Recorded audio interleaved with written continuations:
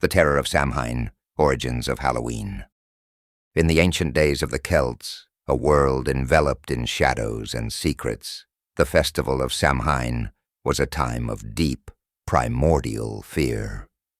It marked the end of the harvest and the onset of the long, unforgiving winter, a season ruled by death. As the days grew shorter and the nights stretched endlessly, the boundary between the living and the dead became perilously thin. The Celts believed that on the night of October 31st, when the moon hung full and heavy in the sky, that fragile veil between worlds tore open, allowing the spirits of the dead to walk freely among the living. This night was not merely a time of reflection, but a time of dread. The Celts, fearing the wrath of the spirits and the gods, gathered in their villages to perform rituals meant to protect themselves from the lurking dangers of the unseen world. In the cold, misty air of twilight, the village elders would light enormous bonfires on hilltops, their flames leaping into the sky like desperate prayers.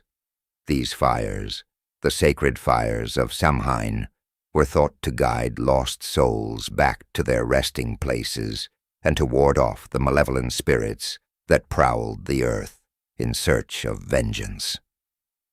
As the fires crackled and roared, families huddled close together, their faces illuminated by the flickering light, and listened to ancient tales passed down through generations. The elders spoke of the dreaded Dullahan, a headless rider on a black steed, whose hollow laugh echoed through the darkened forests. His chariot, pulled by horses with eyes that burned like embers, carried the souls of the dead.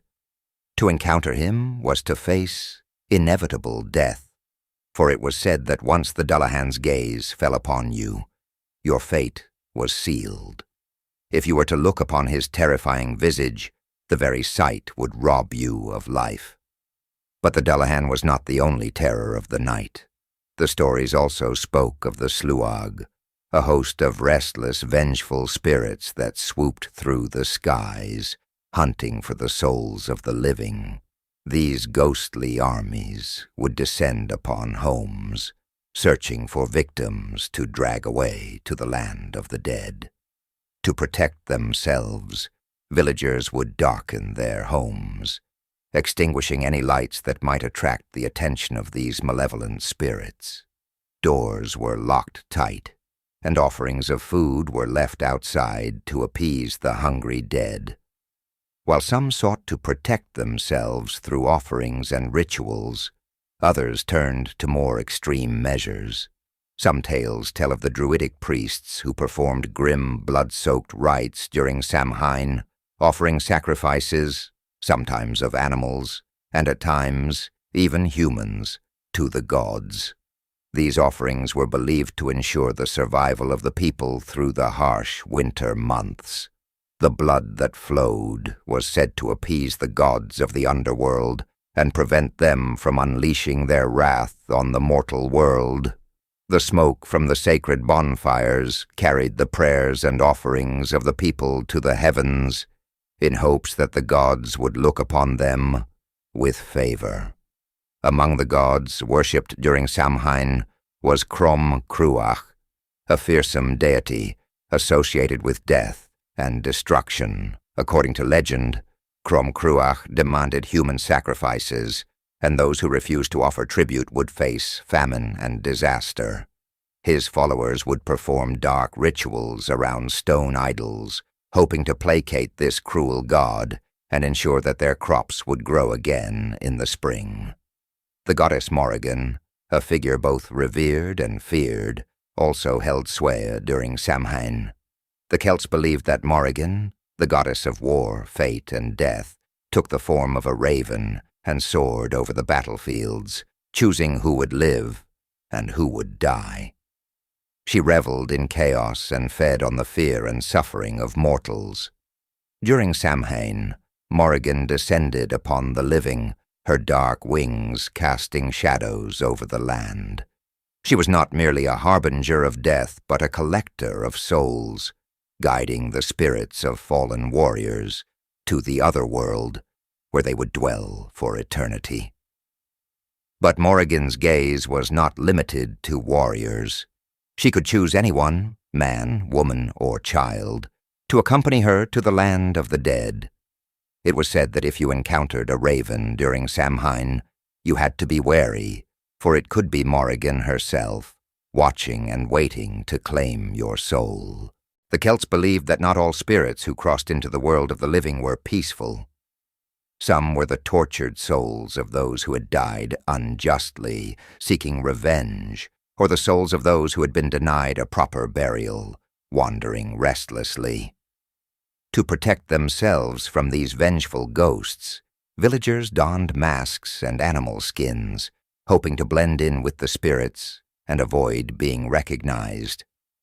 This was the origin of the modern tradition of dressing up for Halloween.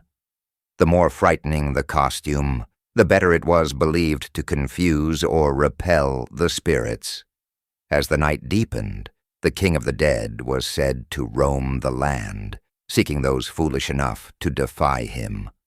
One legend told of a man who dared to challenge this spectral ruler.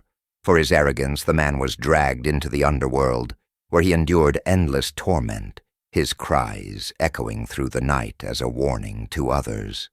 Another ancient custom of Samhain was the carving of turnips into grotesque faces, meant to serve as lanterns and ward off evil spirits. These eerie lights were placed in windows and along the paths leading into the village, their hollowed eyes staring out into the darkness. Over time, when the Celts migrated to the New World, turnips were replaced by pumpkins, which were more plentiful and easier to carve. As the wind howled and the fire's embers flickered, the sense of dread in the air grew thicker.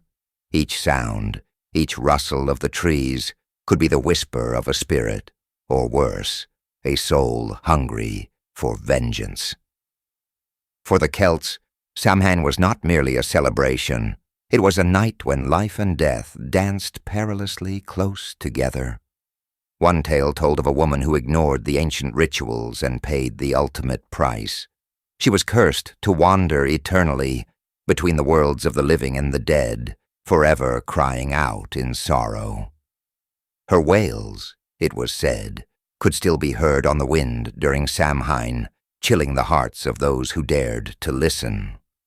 For the Celts, Samhain was a night of deep mystery and profound terror, a reminder that death was always near, lurking just beyond the veil. It was a time to honor the dead, to protect the living, and to recognize the forces of darkness that could not be ignored. The spirits of ancestors were welcomed, but the restless dead were feared, and the people knew that only through their rituals and offerings could they hope to survive the cold, dark winter. Today, though much of the original fear and reverence may have faded, the echoes of those ancient rites still linger in the modern celebration of Halloween.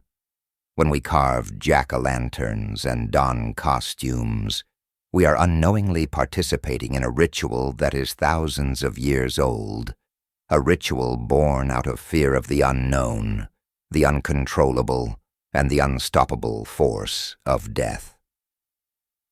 Samhain's shadow continues to stretch across the centuries, a reminder that, even in the brightness of modern life, the mysteries of the dark are never far away.